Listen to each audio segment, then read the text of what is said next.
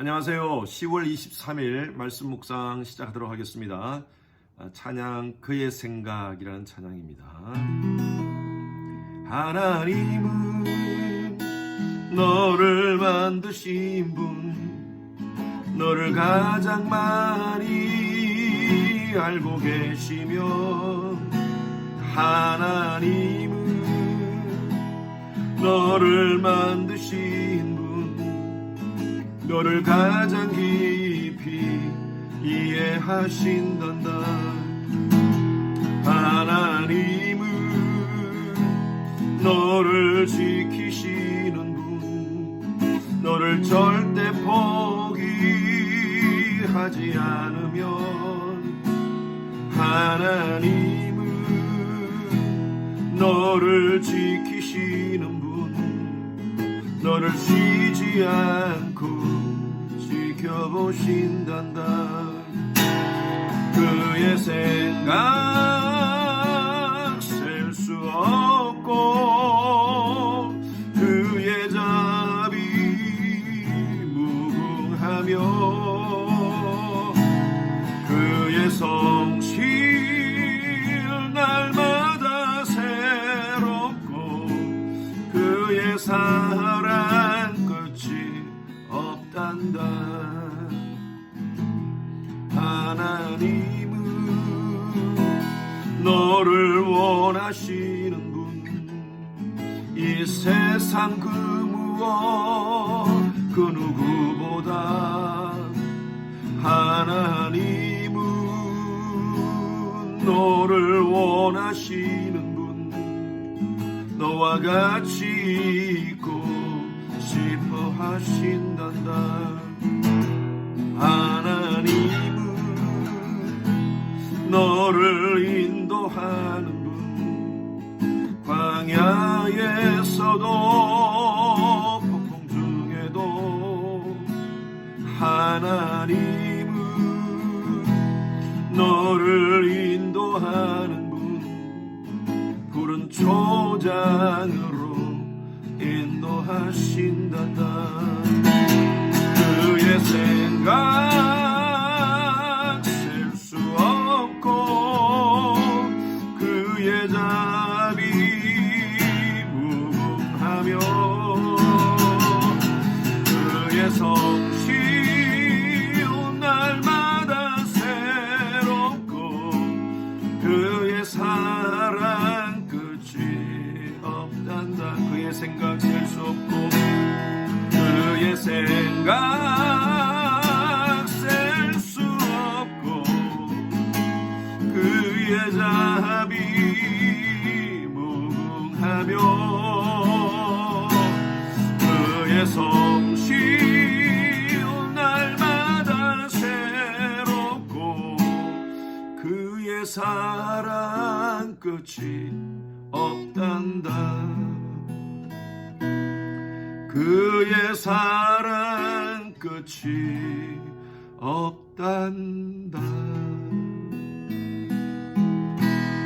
아멘.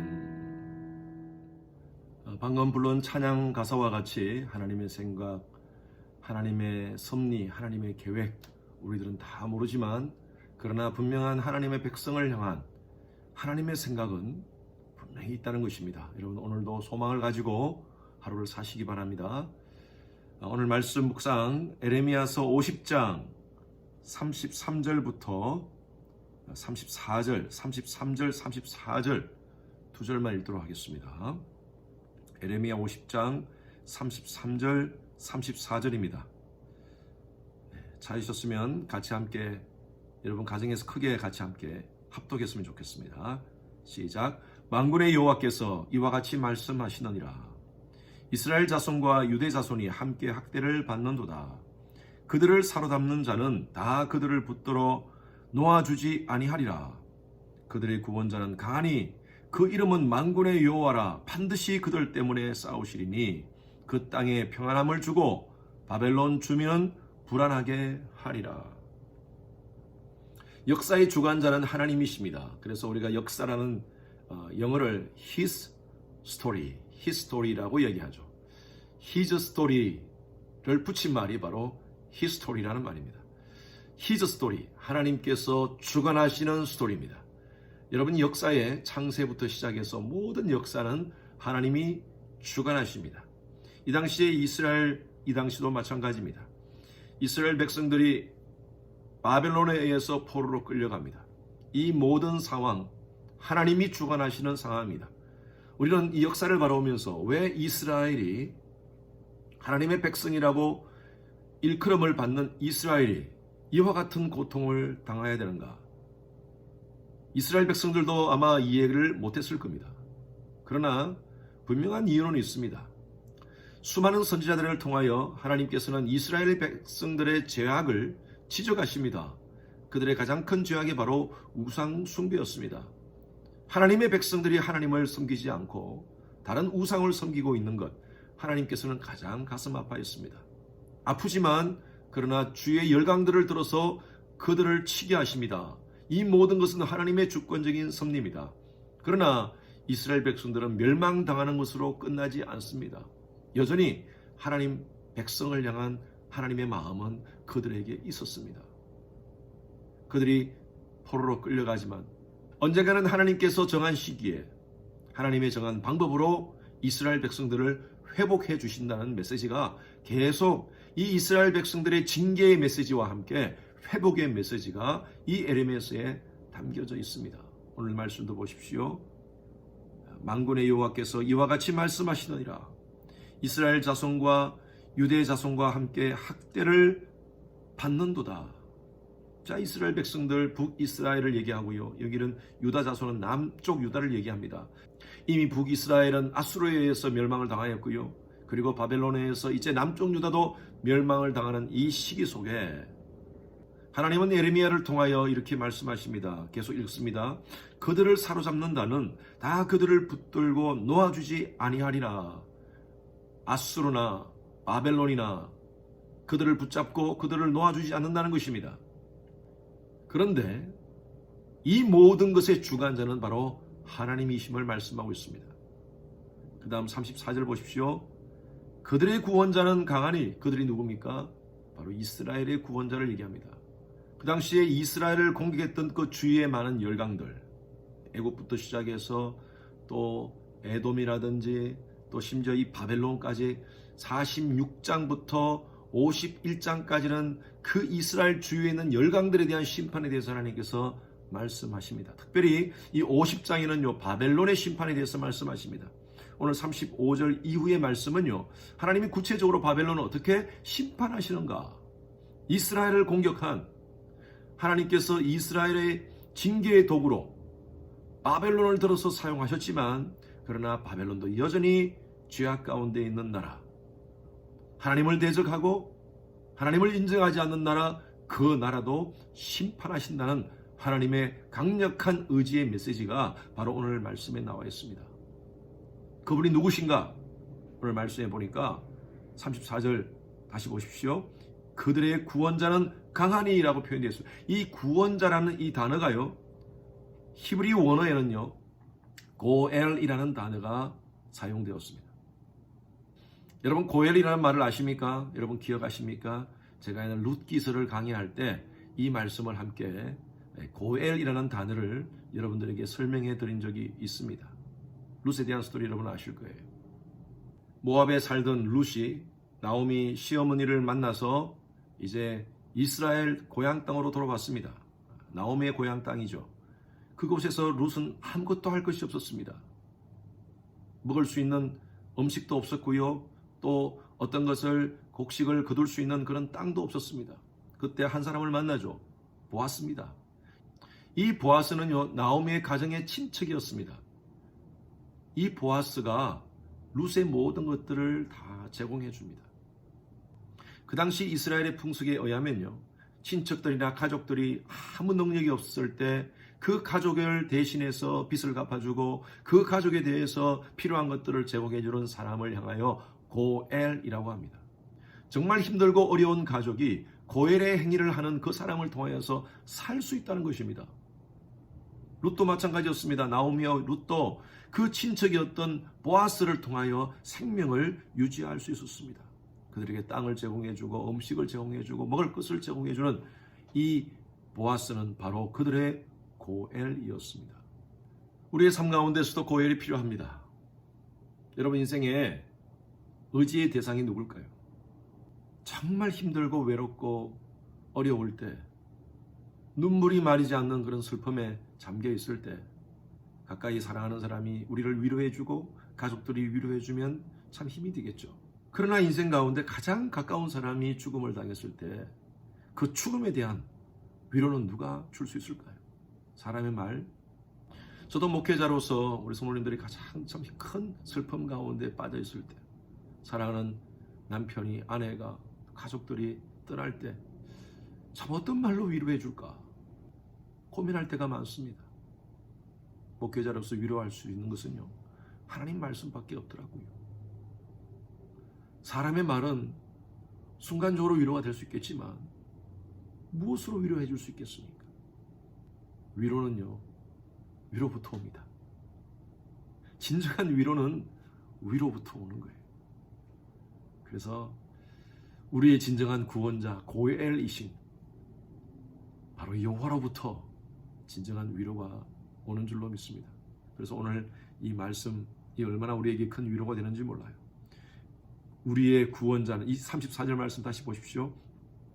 그들의 구원자는 강하니 그 이름은 만군의 여호와라, 반드시 그들 때문에 싸우시리라. 여러분이 그들을 우리로 한번 바꿔봅시다. 우리의 구원자는 강하니 그의 이름은 만군의 여호와라, 반드시 우리 때문에 싸우시리니. 우리 때문에 싸우시는 그 하나님, 하나님만이 진정한 우리의 삶에 위로가 되시는 줄로 믿습니다. 아까 말씀드렸다시피 이 역사의 주관자는 하나님이십니다. 이 하나님이 모든 것을 섭리하시고 계십니다. 세계 2차 대전이 끝나고 냉전 시대가 시작되었습니다. 그 당시에 미국과 소련, 이 두 강대국에 줄서기를 합니다. 미국에 붙는 나라, 소련에 붙는 나라. 그래서 미국에 붙는 나라가 자유진영이 되고 소련에 붙는 나라가 공산진영이 됩니다. 어디에 줄 서냐에 따라서 여러분 역사의 흐름이 달라집니다. 그 당시에 왕들은 여러 가지 많은 그 열강의 상황들이 불어나니까 친애국을 하느냐, 반애국을 하느냐, 친바벨론을 하느냐, 반애국을 하느냐, 그런 상황 가운데 나라들을 의지하고 주위의 열강들을 의지하는 상황이었습니다. 이스라엘이 누굽니까? 하나님의 백성 아닙니까? 하나님이 택하신 자들 아닙니까? 친애국, 친바벨론, 이것이 중요한 것이 아니라 그들은요, 진정한 고엘이신 하나님을 의지했어야 됩니다. 여러분, 우리의 상황도 마찬가지입니다. 오늘날 이 시대가 여러 가지 많은 혼돈 상황 가운데 있습니다. 특히 코비드로 인해 사람들이 많이 불안한 가운데 있습니다. 무엇을 의지하고 있습니까, 여러분? 하나님 편에 든든히 서시기 바랍니다. 저와 여러분들이 누굽니까? 예수의 보혈로 구속받은 하나님의 자녀인 줄로 믿습니다. 하나님의 백성들은 하나님 편에 서 있어야 됩니다.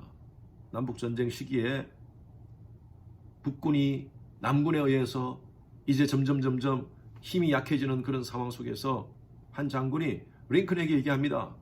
장군님, 우리 북군이 점점 힘이 약해지는 상황 가운데 있는데 하나님이 우리 편이 되도록 기도해야 될 것 같습니다. 라고 링컨에게 얘기했답니다. 링컨이 이런 얘기를 했답니다. 하나님이 우리 편이 되는 것이 중요한 것이 아니라 우리가 하나님 편 되는 것이 중요하다. 우리가 하나님 편에 단단히 서 있자. 우리의 여러 가지 이민의 삶이 점점 힘들어집니까? 점점 상황이 안 좋아지는 것 같습니까? 코비드로 인해서 많은 것들이 불안합니까? 이럴 때일수록 우리가 해야 될 일은요, 하나님께 더 바짝 붙어 있는 것입니다. 하나님만이 진정한 우리의 삶의 고엘이신 줄로 믿습니다. 여러분, 오늘 34절 기억하십시오. 우리의 구원자는 강하니 그 이름은 만군의 여호와라, 반드시 우리 때문에 싸우시리니.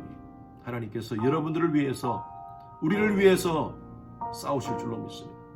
그 하나님 의지하며 진정한 고엘이신 그 하나님 바라보며 이 어려움의 시간들을 믿음으로 잘 극복하시는 우리 모든 성도님들 되시기를 주님의 이름으로 축원합니다. 기도하겠습니다. 하나님, 오늘 말씀을 통하여서 다시 한 번 더 하나님을 바라봅니다. 하나님께 더 바짝 붙어 있게 하여 주시옵소서. 하나님은 항상 우리 편, 우리를 위해서 싸우시는 줄로 믿습니다. 문제는 우리가 하나님께 붙어 있는가, 우리가 하나님 편에 되어 있는가, 이것이 문제입니다. 우리의 삶 가운데 다른 우상 섬기지 않고 유일한 신이신 바로 하나님만을 섬기며 진정한 고일이신 하나님만을 바라볼 수 있는 저희들 되게 하여 주시옵소서. 여러 가지 우리의 삶의 어려운 여건들을 하나님 바라보고 하나님 섬기며 극복할 수 있는 강하고 담대한 마음을 허락하여 주시옵소서. 감사드리며 살아계신 예수 그리스도 이름으로 기도드렸습니다. 금요일 기도 제목으로 함께 기도하겠습니다. 금요일은 주일 예배를 위해서 특별히 기도합니다. 온라인 예배, 성령께서 함께하는 예배 될 수 있도록 우리 모든 성도님들이 집중하여 예배의 전심으로 하나님만 바라볼 수 있도록 담임 목사 설교를 위해서 여러분 기도해 주시기 바랍니다. 온라인, 오프라인으로 준비되는 모든 설교를 위해서 우리 전도사님들, 목사님들 설교를 위해서 기도해 주시고 예배를 준비하시는 우리 영상팀, 찬양팀 그 외에 모든 예배 준비자들을 위해서 기도해 주시기 바랍니다. 또 영상이 준비되어서 이제 아이들에게 주일날 영상으로 예배를 드리게 됩니다. 우리 모든 교육부의 아이들 예배 잘 들을 수 있도록 하나님을 만나는 시간 될 수 있도록 해달라고 다 같이 함께 기도하시겠습니다.